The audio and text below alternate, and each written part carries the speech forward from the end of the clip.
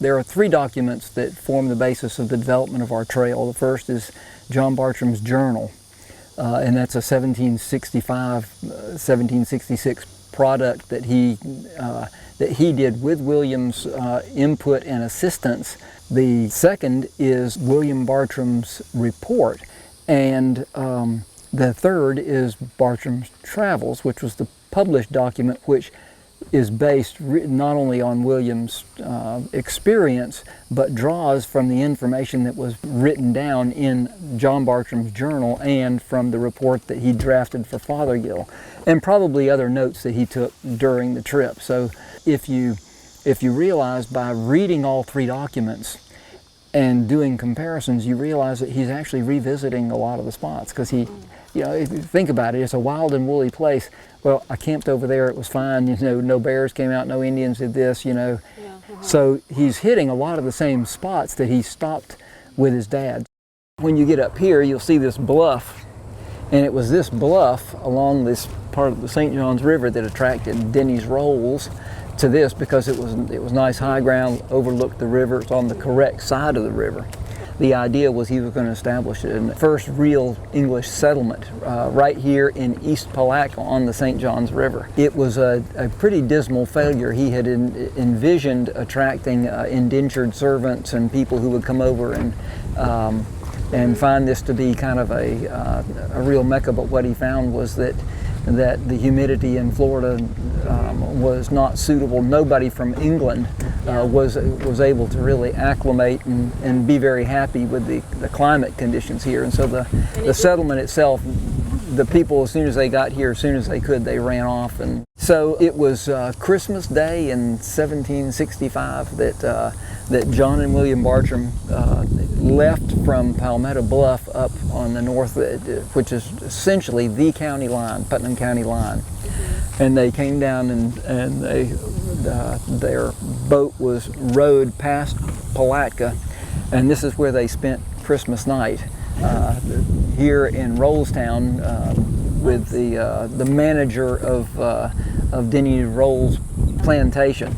So he's got two motives going on. He's got the business side of things. Not only is Governor Grant footing the bill for his trip, with the idea that the end result is that he's going to get a journal, and he's also going to get a map of the St. Johns River. And what that's going to do for him is, for Governor Grant, is going to give him a marketing tool, but it's also going to establish for him what is actually the ownership of the British in Florida, because Indian meeting that they had up at Fort Piccolata the prior month in November, they had established. 1765? That was in 1765.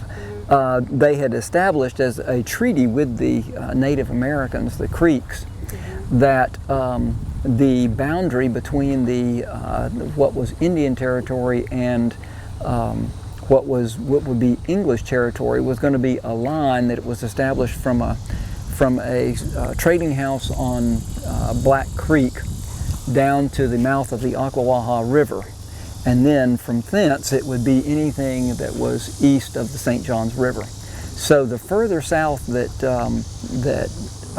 John Bartram was able to go on the St. Johns River, the more property was then British property, because the river was the dividing line.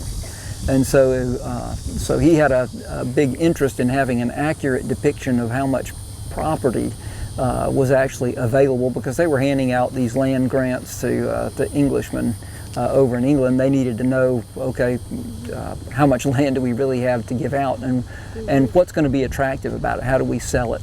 And so that was the first part of the equation. The second part of the equation was John Bartram's business in selling seeds and exotic plants. And so when he got here, his first thing, of course, was let's accomplish what I'm being paid to do by Grant, and that is, let's take a look at the property to see what have we got. Well, we got a bluff here. Here's the kind of vegetation that we've got. This vegetation could be used for naval stores, for whatever else. The land, let's take a look at the soil. The soil will be good for growing corn, might be good for indigo, this area that's low might be good for rice. So he describes all that, writes it out in his journal. and that's all written down. And then he and William, of course, they're scouting around on the, okay, we've done the business part of things, now let's take off and let's hike around a little bit and see what we can find in the woods in terms of plants that we might be able to sell for ourselves. So he actually had a business selling this? He actually had a subscription service back then, just like you'd subscribe to a magazine today.